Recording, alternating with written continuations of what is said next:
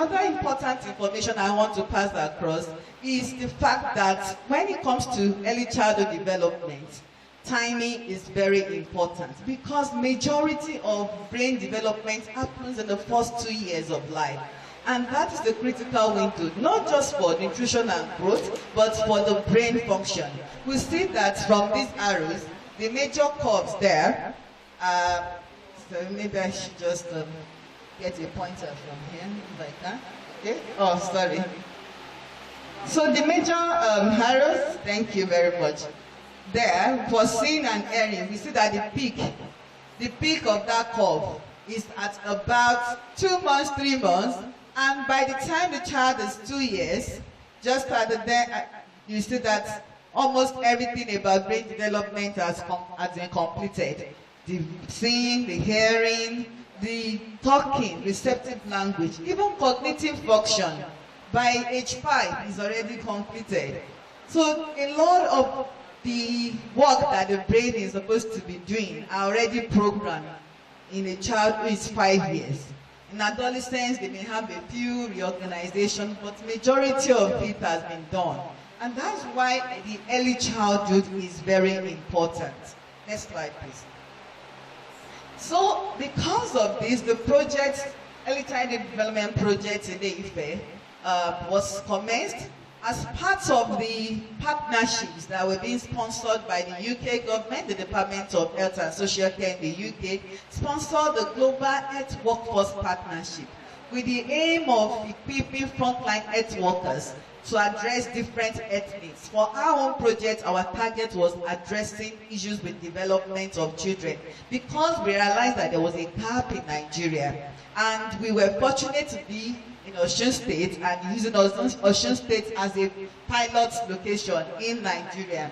And when we engaged with the state government, they gave us the go-ahead to have this project piloted in 19 primary healthcare centers in Ife Central Local Government and 3 secondary facilities in the state. That's the State Hospital Okeogo in Ile-Ife, and then we used the Urban Comprehensive Health Center Ile-Ile and the General Outpatient Clinic in OATST, and 1 tertiary hospital, which is Afemeolo University Hospital, where we are domiciled.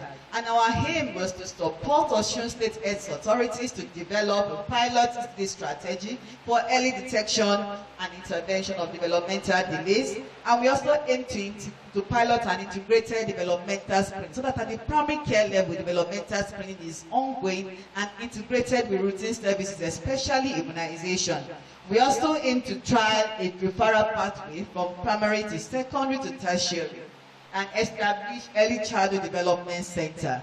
In the process of the last 1 year, we have been in engagement also with national stakeholders because the UK government had a major communication with the federal government and the Federal Ministry of Health and Social Welfare. So at the Federal Ministry of Health, we have a national oversight mechanism that will be meeting with us quarterly to know what we are doing. In fact, at the point they have to say, you have to locate the person in charge of human resource for health in the state, and we're looking for Mr. Adeoye and then found him. So they have been in engagement and they want to know what has been happening in Osun State. So thank you so much for being part of our success story. And the next few slides will be taking you through the key achievements we have made in the last 1 year. And I'll call Fumilayo Joseph to come forward to tell us about the key achievements from the project. Let's put our hands together as we welcome her. Thank you very much.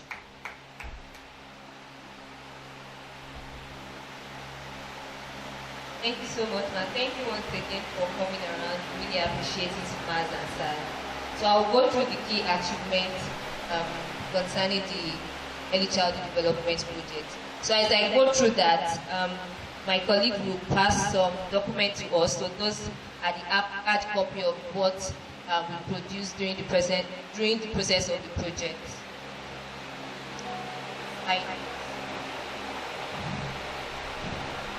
Okay, so we have different activities that occurred during this project. Starting from the training of health workers to the baby Ubuntu sessions for caregivers and also the Alda A clinical exchange. So here I have the training of health workers, and the training went through primary facilities, secondary facilities, as well as tertiary facilities. So in the primary facility, we trained about 222 clinicians on how to assess every child that comes for immunization. And we have different tools, like we can see on the slide. We have the MDAT sign, we have the MDAT IDEC, and we have the full MDAT. The MDAT sign is the tool that is being used in the primary facility because it is a very simplified tool. It's very easy, it doesn't take time. While the MDAT IDEC is another level of the tool that is being used in the secondary facility for assessment. And the full MDAT is the one that is being used in the tertiary facility. So in the primary facility, we trained about 122 clinicians, and secondary facility, we trained about 170 clinicians using the MDAT IDEC, and also for the full MDAT, we trained about 5 specialists. Next slide, please. So for the full MDAT, like I said, we trained 5 clinicians, and the full MDAT is being used after a referral has been done from the primary facility then to the secondary facility. When the referral gets to the secondary facility, the MDAT IDEC will be used, and immediately the child is being noticed to have a developmental delay or disability that needs further assessment. That is when the specialist will have to make use of the full MDAT to know the proper diagnosis or to know the proper steps to take.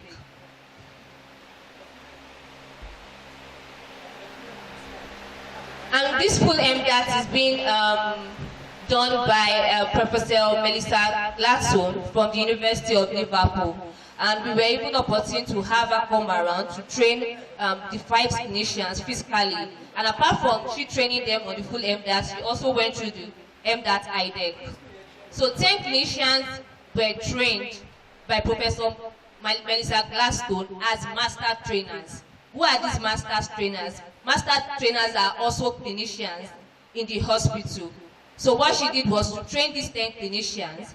After training these 10 clinicians are the ones that went to the primary health facilities, secondary health facilities, as well as the tertiary, to step down the trainings for all the health workers that are in the 19 primary health care center in Ife Central.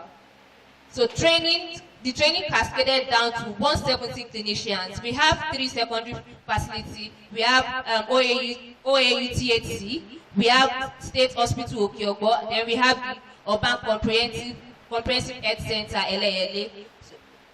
From all these 3 facilities, secondary facilities, 170 clinicians were trained. So these 170 clinicians were the ones doing the assessment to determine whether a child has a disability or has a developmental delay. The third one is screening data captured from August 2024 on 22 children assessed, which is between 1 week to 10 years. So when the project started from April, of course the screening started proper in August 2024. And during that period, 22 children were assessed. So which evidence 63% identified as having a developmental delay or disability, 27 happens to have mild developmental disability delay, then general health or growth concern, then 9% had no concern. So these 63% that were identified to have developmental delay from maybe primary health facility were referred to secondary health facility. So there are times that the children are not referred to the tertiary facility because there are some things that in the secondary facility, the clinicians there will be able to control, will be able to, after assessment, they can tell the caregivers, you can come back in 3 months, after being assessed after 3 months, and see that, oh, this child needs appropriate immediate attention. That particular child will be referred to the tertiary facility, which is OAU THC.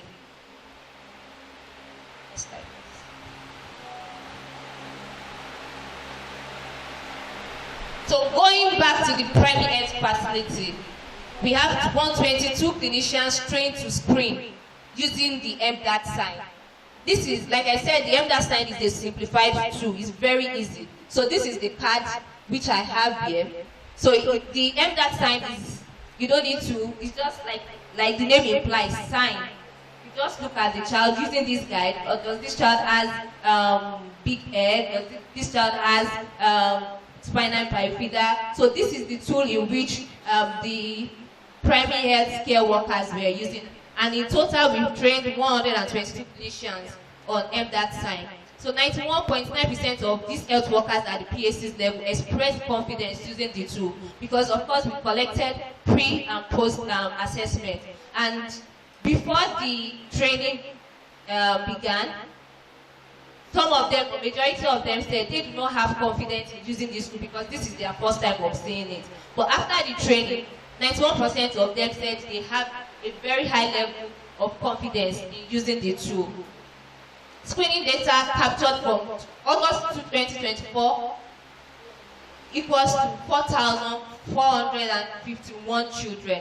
So starting from August 2024 till now, we have a total of 4,451 children screened, compared to the 22 children that I said we screened during around April to August that we started the project. So 32 children identified as mild delay, 44 with sign of developmental disabilities and delay. So this is the data for the total number of children that has mild delay, then 44 with sign of developmental disabilities. So below this is a quote from one of the health workers, and he or she said, well, for me, I would say I found it enlightening. It was empowering. Let me use that word, because it gives us a simplified way to monitor infant growth and their development. It is very simplified, and we are in a resource-low environment, whereby having this kind of tool is very handy. It's something that they can easily put in their bag. And we also encourage them that this you don't have to use it in the hospital setting alone. You can get home, just notice a child within your environment. Some people even said there are times that they go to the market and they just notice the particular child in the market. They just approach them and say, oh, man, this is what I noticed in your child. For, of course, in a friendly way, because we also taught them about effective communication, how to pass a message to a caregiver, even though they notice a particular delay or disability. So they address the two as being handy, and it is also simplified. Next slide, please.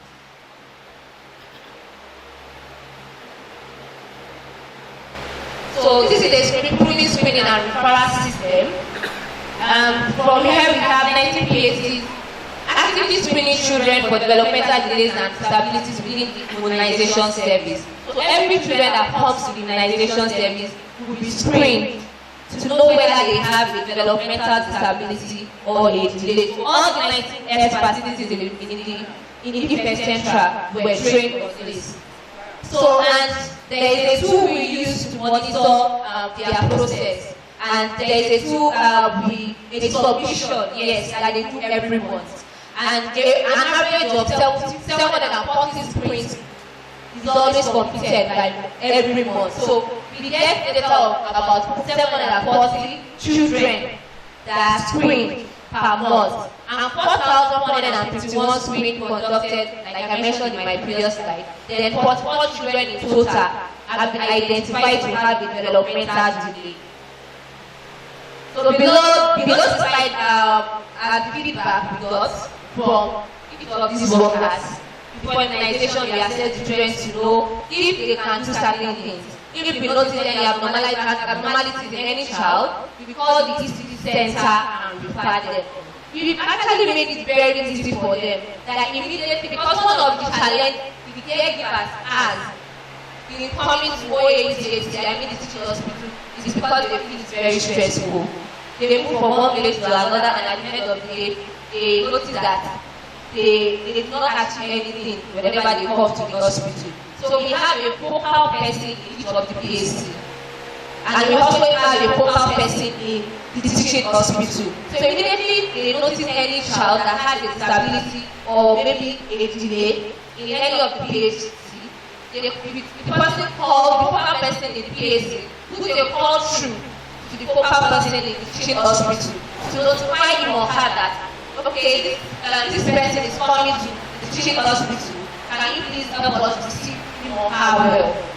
So it makes it very easy for the caregiver. So there's no issue of the caregiver getting lost within the hospital. It's not here anymore because you have a local person in the teaching hospital and also the secondary facility as well. So we were trained and we were told that we can start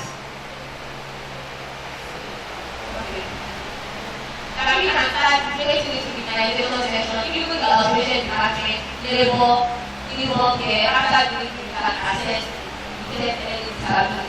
So this training across different units, secondary facility, neonatal, antinatal and emergency, we have the outpatient clinic. So it across all the departments that treat children in the facility. Next slide. So this is for the secondary facility. These are the feedback results from there. The MDAT IDEC. Like I said, MDAT IDEC is used in the secondary, primary facility MDAT sign, while the MDAT is for the advanced. So MDAT 2 gives us a simplified way to monitor infant growth and development. It is a tool that is handy and practical. It doesn't take time at all. Then what I find very helpful was the aspect that it has developmental milestone, which is actually true. For every age of a child, you have what to check to know whether this child can do this or this child cannot do this. Can you please? So at the tertiary facility, we have the Child Development Center.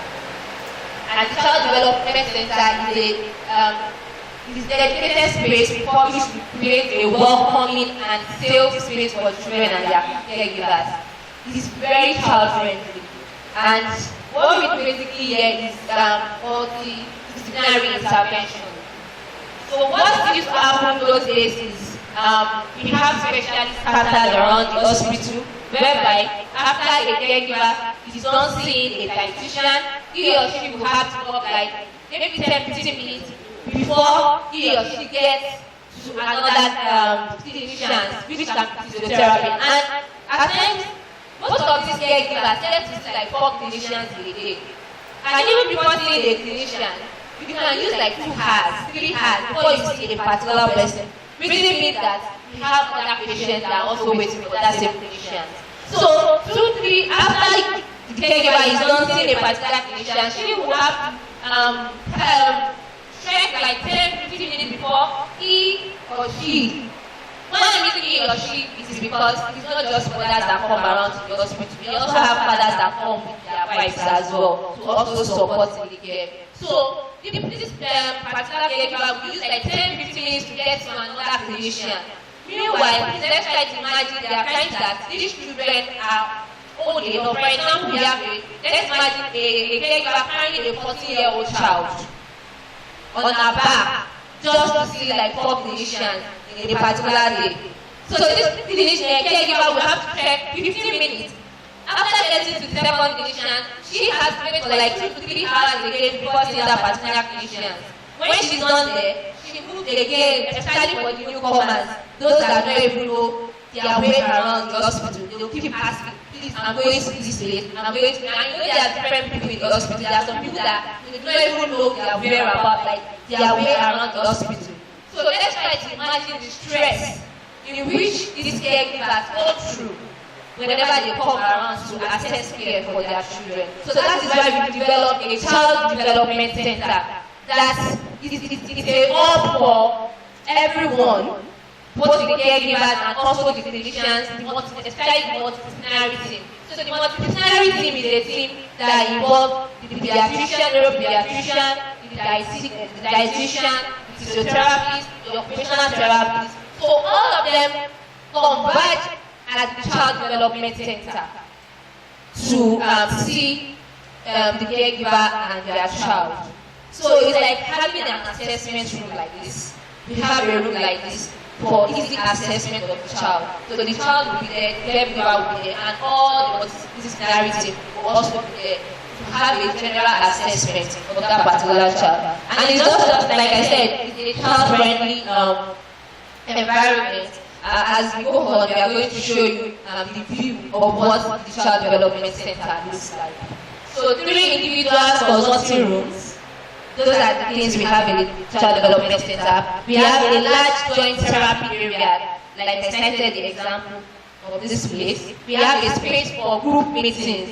After every assessment, everyone comes together, I mean the clinician comes together to talk about what they've done on a particular child, what they've assessed. So the physiotherapy mentions his or her whole opinion, and it's just like a joint care of how we can do better for this particular child. So we have a kitchen for nutritional demonstration, and we also have a quiet meeting room with caregivers. We have our caregivers around here, and there is also a support platform for them whereby they come around to do some trainings. So one-stop approach reduces the burden of caregivers. Yes, the caregiver doesn't have to use the whole day in the hospital because he or she wants to have access to proper care for his or her child. So this is a one-stop approach where they come and they get the care they need. Next slide, please. So we have a dedicated specialist, MDT. The multidisciplinary team have been so amazing. They've been so supportive in the care of every child that comes to the clinic. And a team of clinicians skilled and dedicated to the provision of therapeutic intervention. A remote team of UK specialists providing support, in-person and virtual training and peer mentorship. A developing service focused on quality improvement.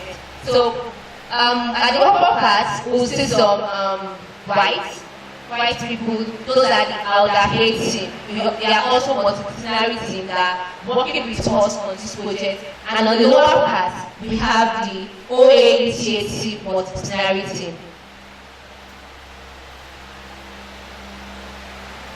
Okay, I thought there would be a slide to explain the elder aid team. So since there is no slide for that, so the elder multidisciplinary team during this project, they came around for an exchange whereby they came to also learn.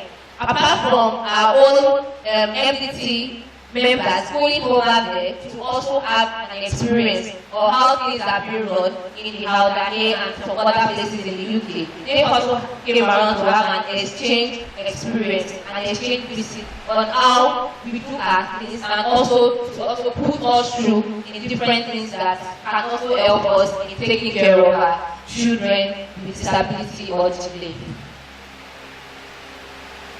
So we have empowered caregivers, which is one of the amazing activities that we did, that we've done on this project. So we call the team or the coordination Baby Ubuntu. So Baby Ubuntu is a group of caregivers that has children with developmental disabilities or delay. So what they do there is to discuss, have experience, and share their experience about how they can properly take care of their children that has developmental disability or delay. So before this group came on board, we have 5 pair of expert caregivers and clinicians that are master trainers. So we have 5 healthcare workers in that particular group, and we have 5 caregivers, making a total of 10 in that particular Baby Ubuntu trainer, master trainer group. So after that has been done, we now have 10 groups. We have 10 groups that has 2 trainers, which equivalents to 50 caregivers. So if we have 10 groups, and we have in each of the groups, we have 5 groups, We have 5 groups, and each of the groups, we have 10 families in each of the groups, which equivalents to 50 caregivers. So 50 caregivers were supported through the 11 modules of Baby Ubuntu program.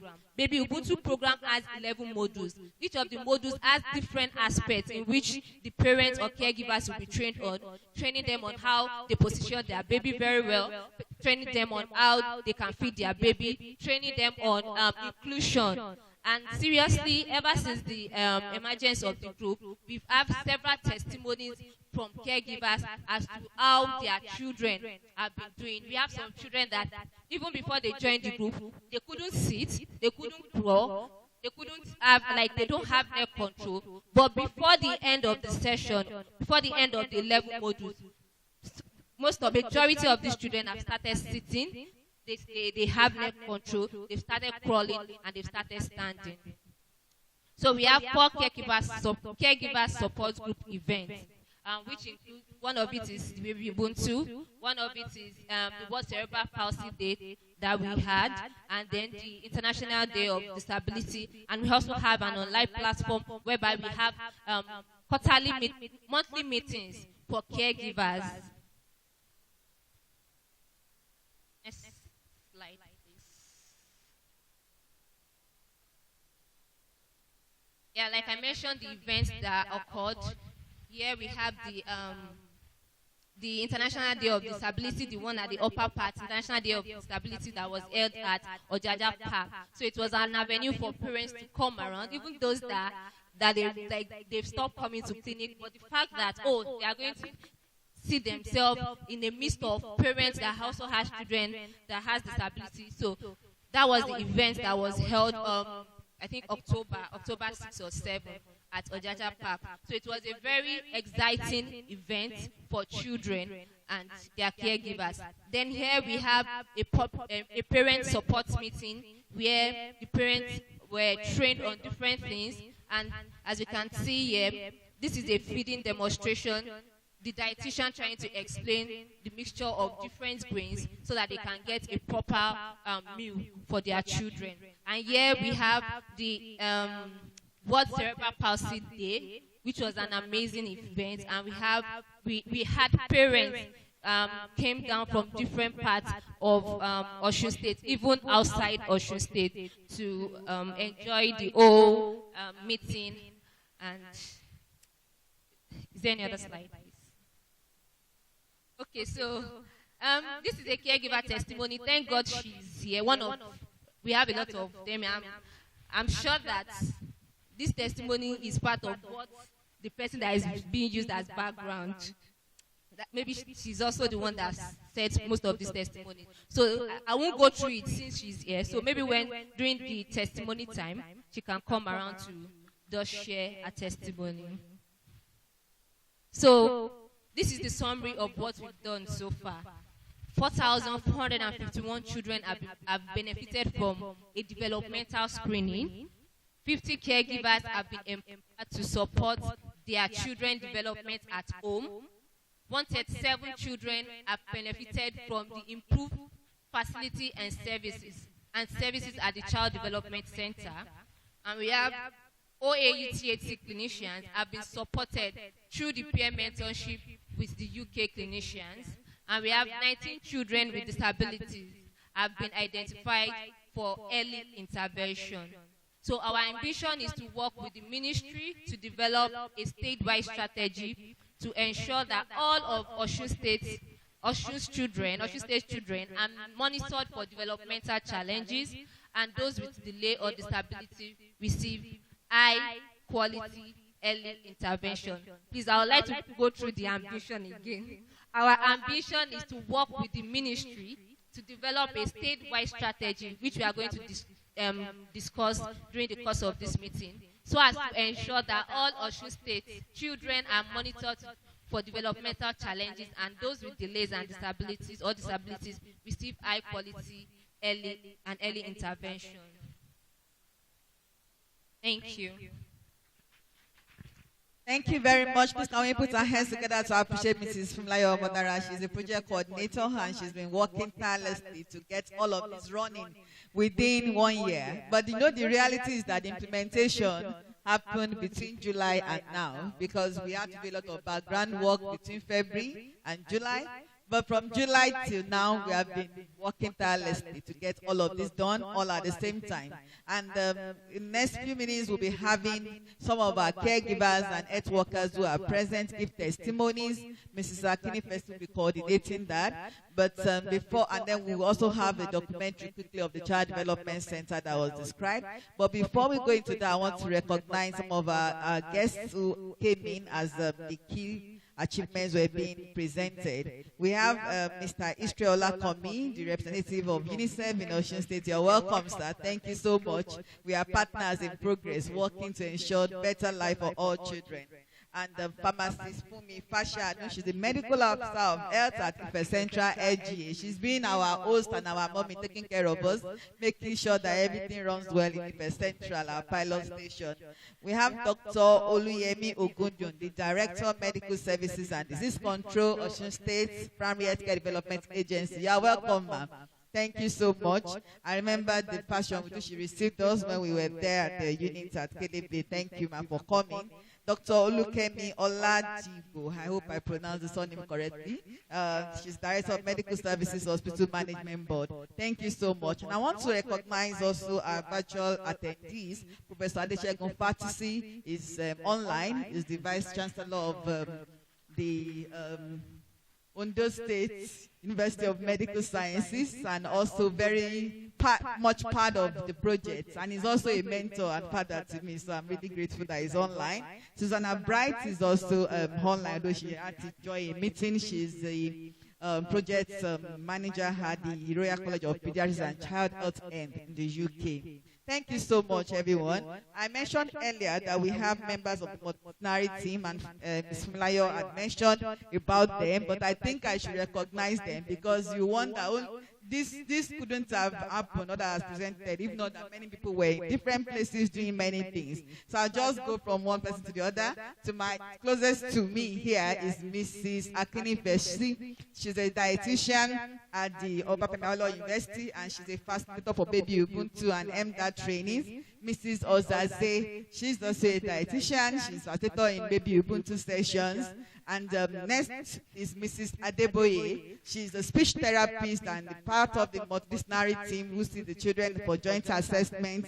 Mrs. Olatunbosin is next. She's a nurse in the pediatric unit, and she's a facilitator for Baby Ubuntu session. And then, okay, that's Anna. She's one of our volunteers who has been helping with data control. Then Mrs. Odelami. Ms. Odelami is a nurse and part of the multidisciplinary team where we do the clinics. And we have our super mommies. I think I'll allow them to introduce themselves because they're going to give testimonies now. And we'll play a documentary, and then they will come one after the other to give testimonies about what, but they will please our super parents, you're going to make it very brief. I know that we want to talk today, 1 hour is not enough. But please, we're going to just try to make it very short, ultra short, 2 minutes, so that we can go to the discussion of the strategy. Please and please. And I know that whatever you can say to get the PSs seated and everyone who is seated to see that we have everything that we should do, please let's ensure that we do it.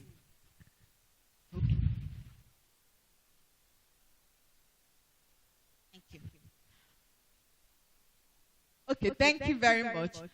Because we have time constraint, like I said, our parents will have to keep it really short. Maybe what we can do is, while we are coordinating the testimonies, I would, so that I can give our stakeholders time to think through the discussion that we want to have around the strategy. I will want to plead that you allow me just quickly go through the presentation on the strategy, so that by the time the parents are discussing, we can be penning down what we want to give as feedback, and then we can be more quick with time management. I hope that works. So parents, just bear with me. Let me go through these slides, and then we'll call you up to give the testimonies. Thank you very much. Okay. As part of our objective, we want to have a strategy for a statewide spread, because I remember when we went to see the ministry stakeholders when we were starting, we were like, why is this not for the whole of Osun State? And that was our desire. We actually wanted it to go around the whole of Osun State, but we didn't have the funding to be able to create that kind of network. You notice that we had something for primary health care, we had some activities for secondary health care facilities, and some activities for tertiary health care, because we want to build a system around these children with disabilities. But we did not have the resources to go all out. So we use the first central local government as a pilot. But it's our desire that the whole of Osun State benefits from this. And that is I'll say, the climax of our discussion today. We want to be able to have a strategy for every child, where every child in Osun State can benefit from early childhood development. I'm happy that we have somebody from the Ministry of Education here. If you go online to ask about policies or strategies for early childhood development, there seems to be a skew towards education. And that is very good. Education of the child is important. But we are saying that it's an holistic thing. And the WHO, together with UNICEF, what they are proposed, what they are putting forward as a front burner issue globally is the nurturing care framework. And on the nurturing care framework, we see that every part of the child is like a wheel. The health, the education, the nutrition, safety, all goes around. And that's what we are proposing, that Osun State will have this strategy. And the strategy vision is that every child 0 to 5 years in Osun State, regardless of ability, reaches their full potential and thrives in a nurturing and inclusive society. And that we are able to have a sustainable, integrated, and equitable early childhood development system, such that there is comprehensive services available for every child in the various tiers of healthcare, from primary level to secondary level to tertiary level. And we want to involve all the facilities in the state. Next slide, please. And it is our desire that we are able to do this, such that at the primary level, there's routine developmental screening. That is targeting every child, whether the child has obvious disabilities or not. Some children will come with disabilities. They come with big head. They come with swelling at the back, spinal bifida. But for some children, something is wrong and nobody knows. Some weeks, I think last Monday, we were seeing a young girl. She's 10. But she has gone through life struggling to learn. Nobody recognized that she had some limitations. That would have been picked up. But because she didn't have obvious disability, she was missed. So there should be a program where every child, irrespective of whether there's any obvious disability, goes through screening. And at the primary level, we also want to propose a family-centered approach and community engagement where everybody in the family is included. Because you know that in our environment, it's not the mother alone. Sometimes not even the mother and the father. There are significant others. In my own practice, the grandmothers are so powerful. So many times, I think a few days ago, we wanted to admit a child with jaundice. And because the grandmother said no, the child did not stay. Even though the child was convulsing, was so jaundiced, they did not stay. We begged and get, they did not stay. So that is the challenge with our setting.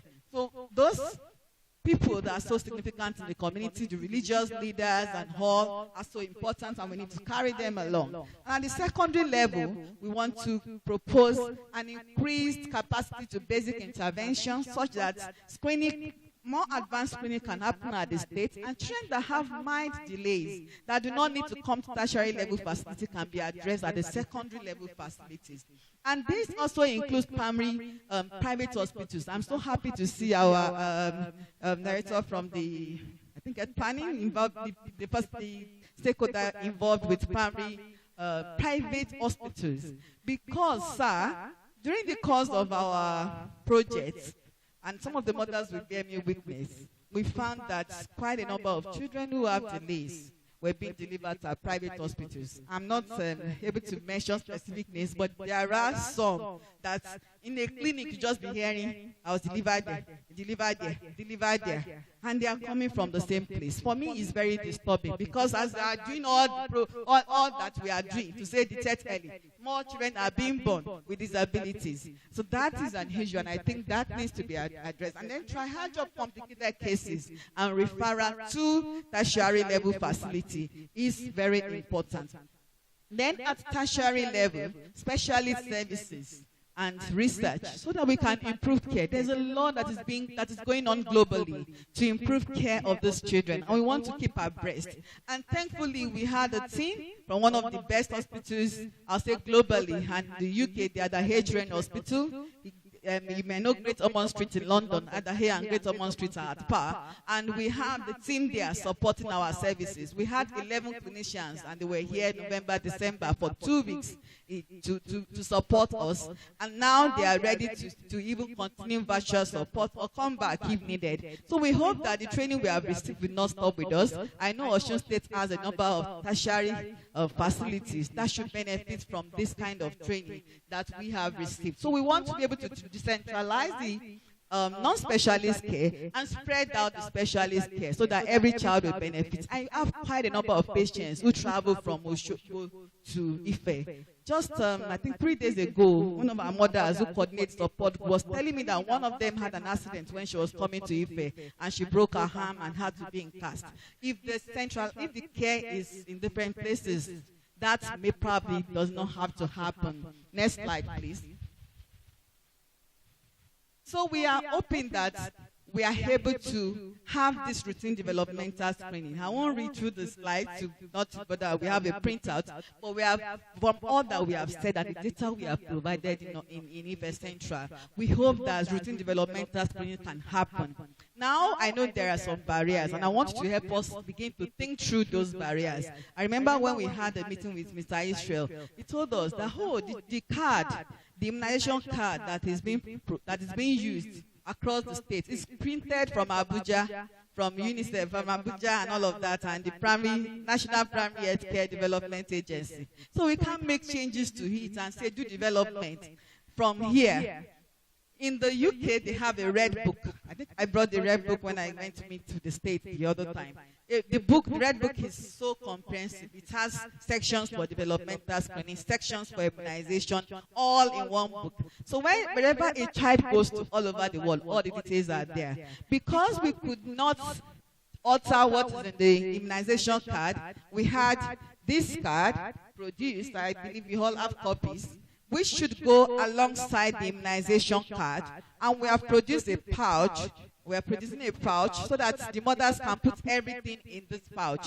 And we are proposing that this can be used all across the state. So as they are checking immunization, they are checking in development. We hope that we get a national buy-in from where the card is produced. They can then combine everything. But for now, we are combining everything in a pouch that the mother can put all these cards, so that they can check their own development. And inside this, there's the simplified developmental screening that was designed by one of my mentors, Professor Ikala Gunju, in usage. That is something that a parent can do at home.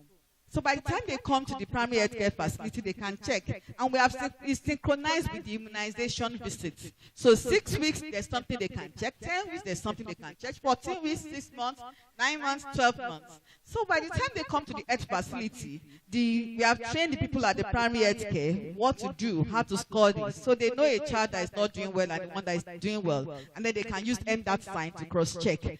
That way, every child can have this. If we can incorporate this screening into routine immunization and continue in-service training. And I'm glad that a lot is happening at the primary health care level in Osun State. I say congratulations. We heard the good news about the award and everything. I'm like, whoa, this is so great. Our state is doing really well. We are saying that there's a lot that we can continue to do, even incorporating this routine screening to every primary health care. And we are available to partner with the state so that we can have the statewide rollout. Next slide, please. Okay? And then referral pathway. One of the things we realize is that the referral system is not as robust as it should be, such that the secondary level facilities are not as empowered as they should be to receive referrals. When we had to train at State Hospital Okeogbo, they had a number of challenges, from manpower to resources, services for transportation of referrals and the likes. And sincerely, I know that many years ago it wasn't like that. Quite a number of things can happen at the secondary level, and we are hoping that we can beef up what is happening at the secondary level facilities such that the children are not lost. You know, the challenge is that I don't know about General Hospital here, the teaching hospital for the university here, but in Ife, sometimes they're like, General, they don't want to come to General. That's what they call our hospital. So they prefer to go to the secondary level. So if we empower the secondary level to receive them, even this baby Ubuntu sessions, hold some at the secondary level. Those that have mind delay, like those that need physio. I know in Ashibiaro they have some physiotherapy, so they can do some sessions there and not have to overload the tertiary. And that's why we are hoping that there will be that referral pathway. Another thing we realize is the need for retrograde referral. That means when they send to us, tertiary, secondary, primary, we also give feedback. This patient you send, this is what we did. And you are the one closer to them. We are setting up a community group around your primary health care center. Can you continue this care while we do the more sophisticated care? That's the kind of primary care thing that happened in the UK. When we went there, we were privileged to go there September last year. They see the children, and some they will give feedback to the primary doctor. So the child does not have to come for every visit to the tertiary facility. Next slide. We are also hoping, this slide is busy but it's quite simple. We're just trying to show what happens at the primary healthcare for all children. We're trying to say that for all children, this big level is for all children under 5, whether they have delay or not. The parents should be educated and the caregivers on what they should do at home, and they should be benefiting from routine developmental screening, such that out of these all children, the few that now have developmental delay can be identified and taken to this level, so that every child who has mind delay is helped. The way it is now, most of the ones who come to the facilities early are those that have very severe delay. The ones that are mild delay, they just keep struggling and struggling. In the class, they may be repeating class and repeating class. Nobody seems to pay attention to them. So we believe that at this level, those children can have some support. And those who have severe disabilities, after full assessment with MDAT, they can have very specialist care all across the state. Next slide, please. So we also hope that we achieve decentralization such that in the state facilities, tertiary level, there are specialists of different cadres, and at the secondary level, there are some mild interventions that can occur, and at the primary, there's continuous screening and parent support. Next slide. And next slide, I've talked about this. We also hope that we would be able to integrate development and child development education into our curriculum for training of different cadres of health workers. There are community health extension workers training schools. We have nursing schools, both state and government owned. And that is the place to start, is the low-hanging fruit. To train these few health workers, 200, if a little above 200 that we did, a lot of funds was invested. But when you ask, many of them will say, oh, they didn't tell us about this in school. So there's something that child development, and it's different from growth, and all of that. So we feel that if we go to the schools, it would save costs, it would save resources, and by the time people are coming out, they are being trained. For our medical students, when I started as a lecturer in Law University, we didn't have a separate lecture for child development. The endocrinologists would take growth and development, but the emphasis is on growth because that is their domain. I had to talk to my department and say we need a lecture on developmental assessment. And that's what we are advocating, that from the schools we get to train these people so that by the time they come out, they are already empowered to do the needful. Thank you. Next slide.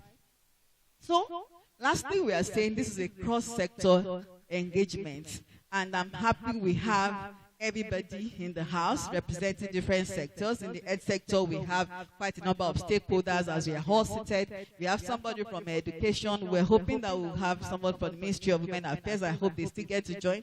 But this is all of us bringing our hands together to do what is necessary. So in the next few minutes after the press testimony, we'll have us discuss. But our desire is that the states would come together and we will be able to have a task force from this meeting that can then continue to work on this strategy that we have proposed and bring it up to the level where it is ready for state adoption. And we hope that, I know it's not something that will happen in a day, but we hope that the process can continue from here. Next slide. Okay, next slide. Are we done? Okay. So the other thing is the importance of engaging the families. We cannot do any intervention without the families. So the families are here, and we want to integrate them, and that's why we brought them. Next slide, please, so that we can do. And then the entire community. So we would want everybody to be involved. Next slide, please. And then we hope that the data we are provided and data we generated will also guide all that we are going to be doing. Next slide. We have listed a number of stakeholders, and I will leave this screen after my talk so that we can all see. Maybe there are some other stakeholders that we need to add. Next slide. And we hope that at the end of everything, we'll be able to bring all of us together to be able to implement this statewide strategy. Next slide. So we would like to have a discussion of all of us, and that's the climax of today's meeting. The good news is that this is meant to be like an end of project dissemination event, but we had the opportunity to apply for a short extension, and we prayerfully applied for a 6-month extension, and they told us that one of the things they want to happen in that extension period is an engagement with the states to get a statewide strategy. Yesterday night, I got the news that the extension had been granted, and that means we can all, it's not ending now, thank you and thank God, it's not ending now, but we want to use the next 6 months to really work with the state to achieve this. Thank you very much, and we hope that the discussion starts from here. Please, yes.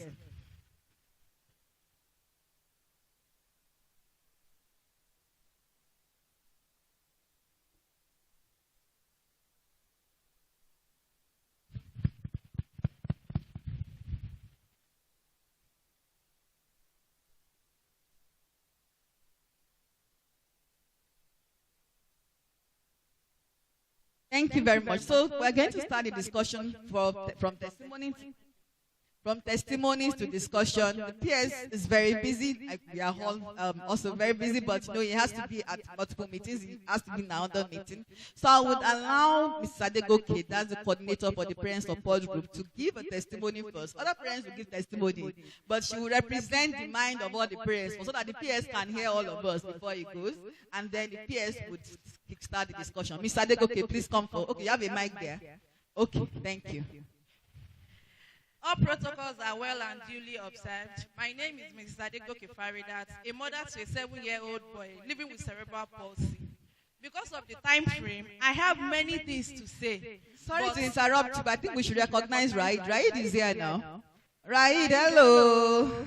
Hello. Yes, so thank you for coming. I have many things to say on behalf of the parents, but I would like to make it short because of the time. When we started this training, I used to tell most of the parents that you people were lucky, because when we found ourselves when I found myself in this journey, if we have a CDC center, a child developmental center available, maybe or probably my son's condition will be better than this. Because then we have to go from one department to another same day without any means of transportation or anything. It's so tiring and stressful, to the extent that most mothers, they have to stop coming to the clinics. Even till now, we have some that they are just finding their way back, because I have to be calling them. You people can start coming. We now have a center where you can meet all your consultants, all your doctors at a go, without carrying your child from one place to another. And thank God, this thing is now in existence. So mothers that are just joining us in this shoe, they are lucky, because the stress is not much. And I would like to implore the government, the commissioner, please, we will not want these things to be in Ife alone. We want it in other towns in Osun State as well. Because this Ubuntu training that we did, we had to invite parents from different places. We have a trainer from Osogbo, with the aim that once she is well trained, she will be able to train other mothers or fathers in Osogbo. We also have a representative from Bongon.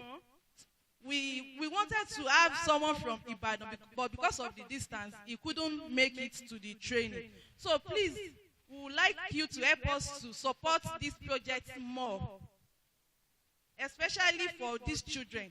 And I really love it that we have someone from the Ministry of Education here. One of the challenges we have as a parent to special needs children is enrolling these children in school. My son, before he was enrolled in a particular school, I had to fight with the professor that owns that school. Because my son is educable. He can cope in normal school settings. But they were telling me that they cannot enroll him in the school because it's a special child, that I should look for a special school. Fine, there are some that they need to go to special school. But we also have some that needs to learn in an inclusive environment. Please, I would like you to help us look into that, ma'am. Thank you very much. And also, we also need some other things. Please, I'm sorry I'm bringing our needs to you. In the aspect of drugs, the drugs that these children are using, they are very, very expensive.